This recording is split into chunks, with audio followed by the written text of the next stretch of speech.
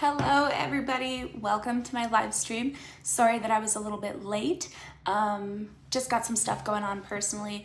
Just had to deal with it, and yeah, now we're good. Kids are chilling, not quite going to bed. I thought they were going to bed, but they're gonna play around with their dad for a bit. So I am here. I think that I as a woman, I see so many YouTube channels, Instagram accounts, and it's all about like dating positivity for women and red flags and answering your questions and just like really women orientated dating channels. And I personally just feel like that needs to be opened up to men, because I know that men have a lot of questions. And when it comes to dating, I think that that's something that they, especially if like you don't have a dad, you might not know where to go when it comes for like dating tips, what women are interested in, all of that good stuff. It can be kind of hard to navigate or anything like that. So I'm here to answer any questions you guys have. And yeah, with that being said, let me know where you're watching from.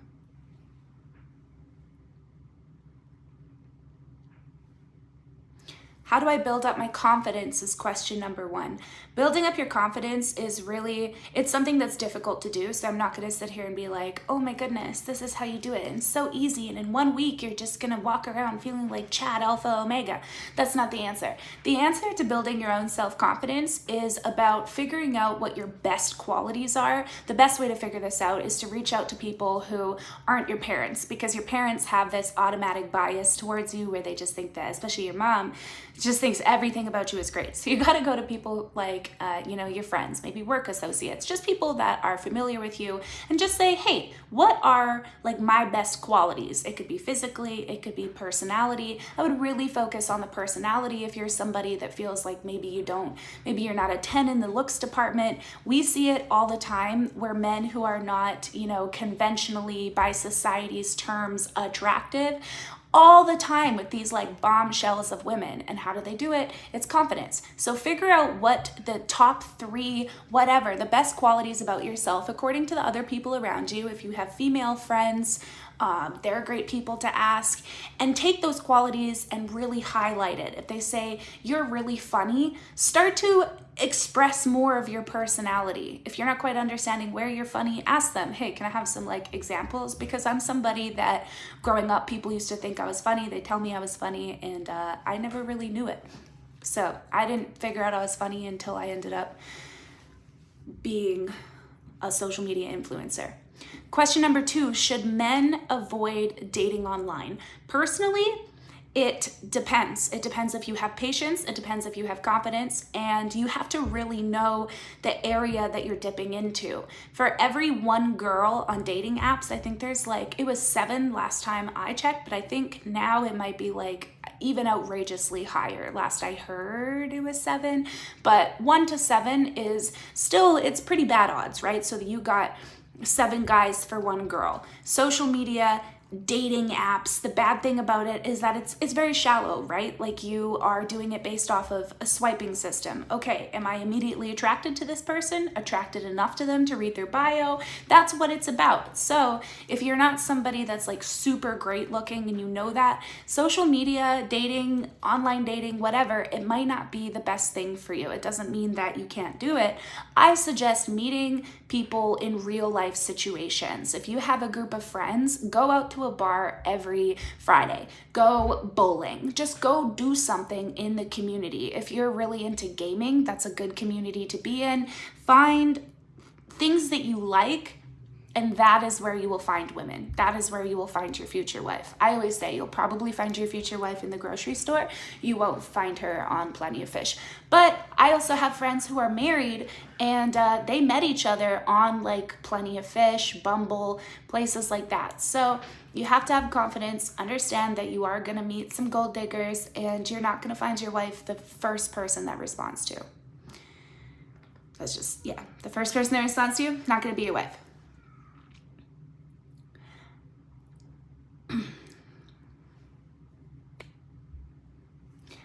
Next up for the questions. Question number 3, how should a woman help a man who has dealt with trauma from a toxic woman when you start dating?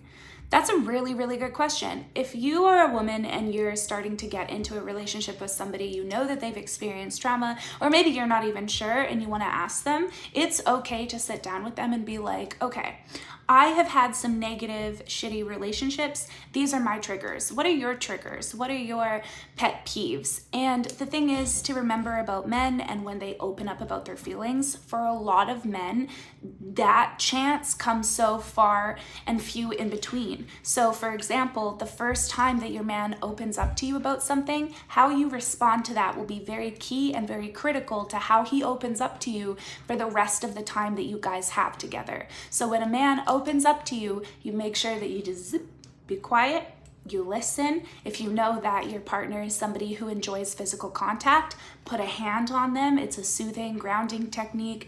Rub their leg. Don't say things like, I understand, unless you have been in that situation.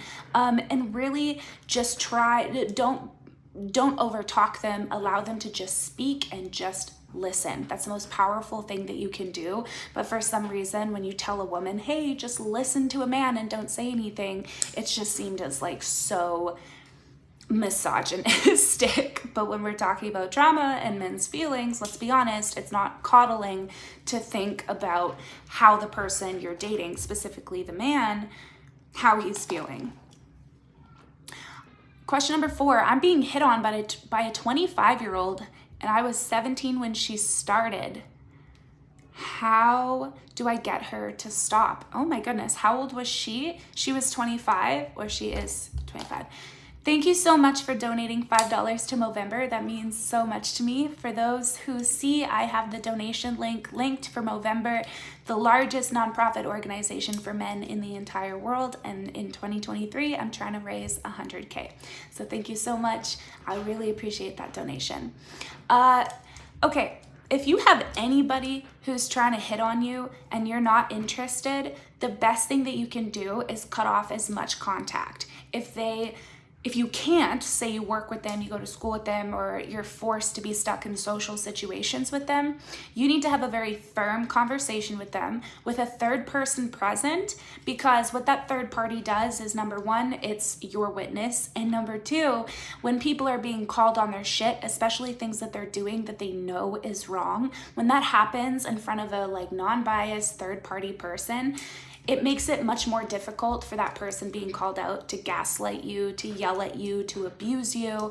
So I would suggest getting a third person with you and say to her, look, the way that you're treating me, the way that you're doing this, or this, I don't appreciate it. It makes me uncomfortable and you need to stop. And if you don't stop, I will be going further with this matter, and I do have a right, and I will charge you. I would charge them. I would get a restraining order, charge them. If someone's acting so bad in your workplace or wherever you have to be that you literally have to say to them, you need to back off and give me boundaries. If they're not respecting that and it goes to the place where you have to sue, they will be fired. So don't, or get a restraining order, pardon me. If they have a restraining order, they will not be able to work there and you will still have your job. So I just saw a couple more donations for Movember. Thank you so much. Your suggestions for men to combat gaslighting. Combating gaslighting is a very, very tricky, hard thing to navigate because people who gaslight are typically pros at it. And especially if you're in a relationship with someone who's gaslighting you all the time, they figured out all the way back when you guys first started dating, they figured out that you were an easy person to gaslight. If you weren't, they wouldn't be with you, because gaslighting comes with narcissism, and narcissists date people that they can get personal, what's that word that I'm looking for? It's escaping me right now. It just ups how they think it ups their value. It boosts their confidence. People who feed into their ego. It's all about value for them and what you can provide for them. So if you have somebody that is constantly gaslighting you, simple and plain, leave them. Okay. And I know that that's not easy. Separation, breaking up, it is not easy, especially for men, because men are really hardwired by women, by other men, by society to believe that when they find a woman, they need to keep her, they need to stay with her, you know, happy wife, happy life, because nobody else will ever find him. That's like this real insecurity that a lot of men have, that the girlfriend they have may just be the last one that they ever have. But I promise you, that's not the reality. If you have somebody that is constantly gaslighting you, that is way beyond your pay grade. It is not something that you will be able to fix. And if you want to just coexist with it and still be in a relationship with them, I'm not going to give you advice to do that, because I feel like it would be irresponsible. If you're in a relationship with somebody who is gaslighting you, they don't respect you, and they are only in that relationship because they want something from you and you're fulfilling a need for them. That's what I have to say. Do we have any other questions? How to deal with being alone? That's a great question. I always say to people that they have to, my kids playing in the background, they're with their dad, it's okay, they're not like locked in a closet somewhere.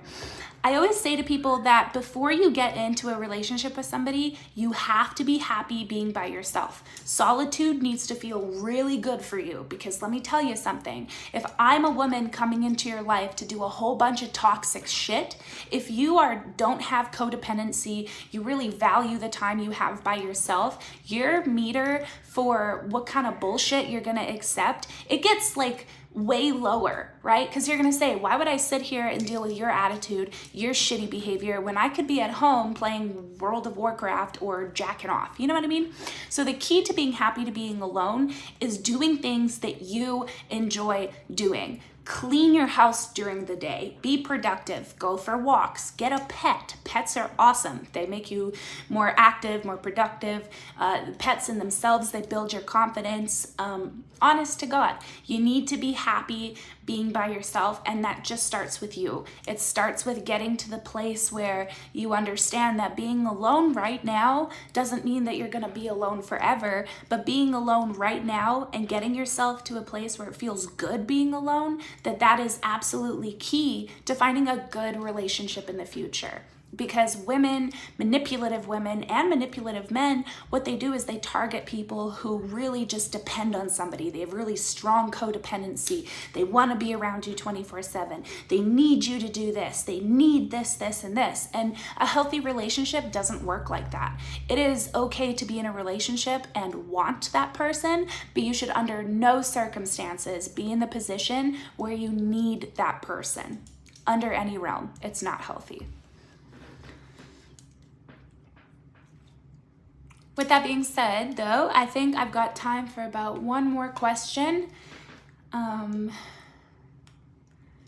So let me know, one of my moderators, if you guys could let me know if there was somebody waiting. Your suggestion for false allegations of SH, since it's a trending topic. How can a man prevent himself against a false allegation is the last question. That is a fantastic question. I think that there are a lot of things that you can do. I think that men should not put themselves in a position where they are alone with a woman one-on-one. If you have to be in that position, I suggest that you take your phone out and you record, especially if you are driving like a drunk friend home. I have seen time and time again where guys have driven a drunk girl home and she has been so drunk that she didn't even remember getting home. And even though there were other people with her, she only remembered him driving her home, but because she couldn't remember the time getting home, she had genuinely thought that she had been sexually assaulted. I've seen it so many times where the girl asks, did we do anything together? And a lot of the times it's like, oh, absolutely not. And she's like, oh, okay. But there are women who are just like crazy sociopathic narcissists that will take that situation and run with it. Like the girl who we saw at the gym.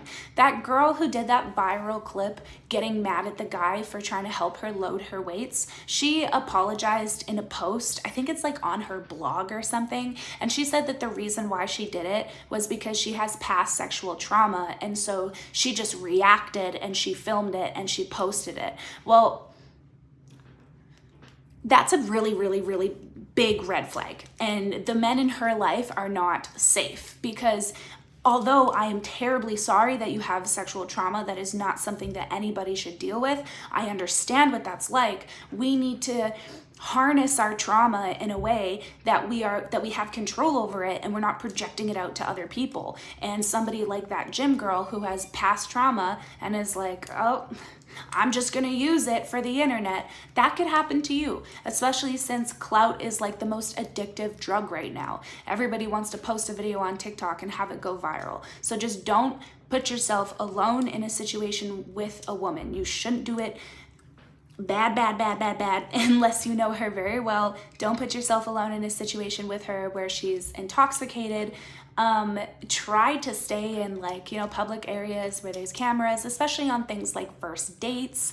Keep in mind, you don't have to be fearful of every woman in your life, because the majority of the women in your life right now are not going to do that to you. The women who make false allegations, they have a personality type. They need attention. Bad things are just constantly happening to them in their life. They're the girls on Facebook who every other day they're using it as their diary, saying things like, nobody talk to me because I just can't handle it right now. Those are the type of attention-seeking, manipulative people who make false allegations. Women who make false allegations, they typically have a past with theft, fraud. They have those types of criminal records. So please just don't walk around being completely fearful of every woman, because there's no need to be, but you do need to keep yourself safe. And I say the same thing to women. You don't have to walk around thinking that every single man is going to hurt you and attack you. They're not, but you can still keep yourself safe. Even though I'm not afraid of men at all, but I still do things to keep myself safe. I still make sure that if I'm walking down a street, I make sure that I'm walking where traffic is coming towards me rather than my back, just in case someone comes up and snatches me. It's very rare for women to have some random person snatch them, but it can happen, and I'd like to keep myself safe. That's fine. I'm not out targeting. I'm not out, stigmatizing. I'm just keeping myself safe. So I present the same thing to men. Don't be fearful. Don't allow, social media, society to stigmatize your perception of women, where you think that any woman you put yourself in a circumstance with, that you will get a false allegation, because it's just fear mongering. I won't endorse it. That's not going to happen to you the majority of the time. It very well could happen to you. Do not be naive about that, and just take those small steps to protect yourself. That's all. With that being said, thank you so much for watching this stream. Please give this stream a thumbs up so that it spreads across the board to other people. Please, if you haven't already, download all episodes of my podcast, Roma's Man Cave. It has almost 30,000 listens, and it only has 15 episodes, so that's like really, really, really good in the podcast world. So it means a lot to me that I'm giving you guys a product, something that you guys enjoy listening to. It means a hell of a lot to me. I give a lot of advice like this. I review men's dating profiles. You can find me on absolutely every single podcast streaming platform. I'm on Spotify, Apple, Google, iHeart, all that good stuff. But yeah, with that being said, thank you so much. My moderator just dropped my link tree right here. My other moderator dropped the Spotify, so hit that link, go download them, find one you like, and let me know. Please let me know what you guys think of it. Share it on your socials if you want.